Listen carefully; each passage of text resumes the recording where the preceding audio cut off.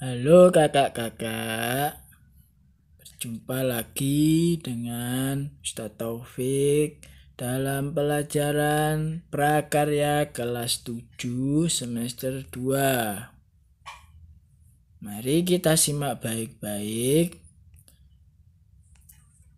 pengolahan dan proses produksi kerajinan bahan limbah lunak. Dalam pengolahan bahan limbah lunak, perlu kakak-kakak ketahui, diantaranya mengurangi atau reduce, meminimalisir barang atau material yang kita pergunakan. Semakin banyak kita menggunakan material, semakin banyak sampah yang dihasilkan. Berikutnya, menggunakan kembali, di mana memilih barang-barang yang bisa dipakai kembali dan hindari pemakaian barang yang sekali pakai lalu buang. Berikutnya, mendaur ulang. Barang-barang yang sudah tidak berguna didaur ulang lagi. Tidak semua barang bisa didaur ulang ya kakak-kakak. Tetapi saat ini sudah banyak industri kecil dan industri rumah tangga yang memanfaatkan sampah menjadi barang lain. Bisa dicontohkan seperti untuk barang kerajinan.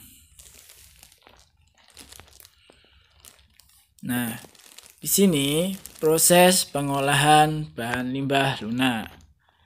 Yang pertama, di dalam proses pengolahan bahan limbah lunak perlu diperhatikan juga, yaitu pemeliharaan bahan limbah lunak.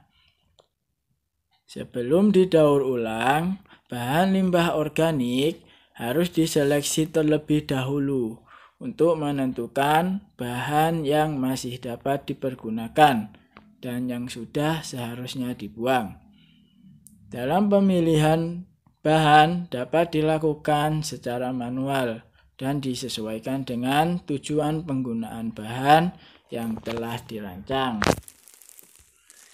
Yang kedua, proses pengolahan bahan limbah lunak yaitu pembersihan limbah lunak, di mana limbah lunak yang sudah terseleksi harus dibersihkan dahulu dari sisa-sisa bahan yang telah dimanfaatkan sebelumnya.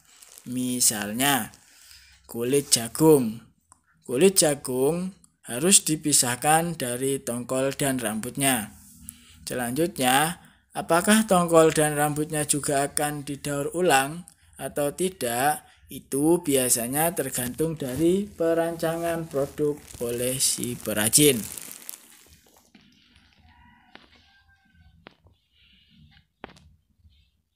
Berikutnya, proses pengolahan bahan limbah dengan pengeringan.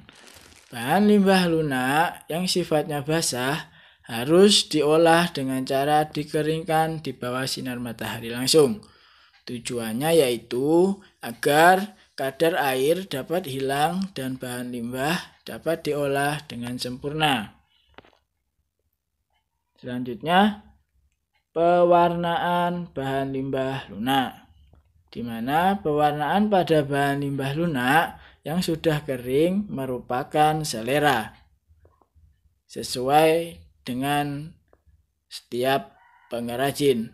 Jika dalam desain diperlukan bahan limbah yang diberi warna, maka bahan limbah perlu diwarnai terlebih dahulu sebelum diproses sebagai produk kerajinan ya kakak-kakak. Berikutnya, proses pewarnaan yang umum dilakukan pada bahan limbah organik biasanya dengan cara dicelup atau direbus bersama zat warna tekstil agar lebih menyerap, atau dengan cara divernis, dipolitur, dicat dengan cat akrilik atau cat minyak dan sebagainya. Masih dalam proses pengolahan bahan limbah lunak. Yang selanjutnya, di dalam proses pengolahan bahan limbah lunak ada yang namanya pengeringan setelah pewarnaan, di mana setelah diberi warna, bahan limbah lunak dikeringkan kembali dengan sinar matahari langsung agar warna pada bahan baku dapat kering sempurna dan tidak mudah luntur. Yang selanjutnya, penghalusan bahan agar siap dipakai. Di mana di sini bahan limbah lunak yang sudah kering dapat finishing agar mudah diproses menjadi karya. Proses finishing juga berbagai macam caranya ya kakak-kakak, seperti disetrika untuk limbah kulit agar tidak kusut. Dapat pula digerinda atau diamplas. Nah, dalam pembuatan produk kerajinan, perlu kakak-kakak memahami dahulu seperti apa membuat karya yang berkualitas. Maka, dalam proses penciptaannya harus mengacu pada berbagai persyaratan.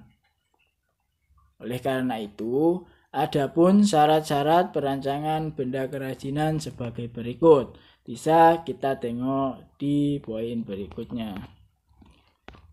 Nah, di sini adalah syarat-syarat perancangan benda kerajinan. Bisa kakak-kakak lihat dan perhatikan ya. Yang pertama, menurut sesuai dengan kegunaannya. Benda kerajinan harus mengutamakan nilai praktis, di mana maksudnya dapat digunakan sesuai fungsi dan kebutuhannya. Jadi setiap pembuatan kerajinan harus menentukan kegunaannya sebagai apa, sehingga tidak asal-asalan membuat kerajinan. Contohnya di sini yaitu dicontohkan mangkuk untuk wadah sayur. Nah, ini gambarnya ya anak-anak, kerajinan dari limbah lunak mangkok wadah sayur. Kedua yaitu kenyamanan. Jadi syarat perancangan benda kerajinan yang diperlukan selain kegunaannya juga kenyamanan. Nah, di dalam kenyamanan benda kerajinan harus menyenangkan dan memberi kenyamanan bagi pemakainya. Di sini Ustadz contohkan cangkir, desain, ada pegangannya. Nah, di sini kegunaannya sebagai agar pengguna cangkir dapat menggunakan dengan nyaman. Nah, di sini bisa kalian perhatikan baik-baik syarat-syarat perancangan benda kerajinan ya kakak-kakak. Dari sini semoga kalian kakak-kakak memahami apa itu proses-proses dan persyaratan-persyaratan perancangan benda kerajinan. Ustadz akhiri. Terima kasih. Assalamualaikum warahmatullahi wabarakatuh.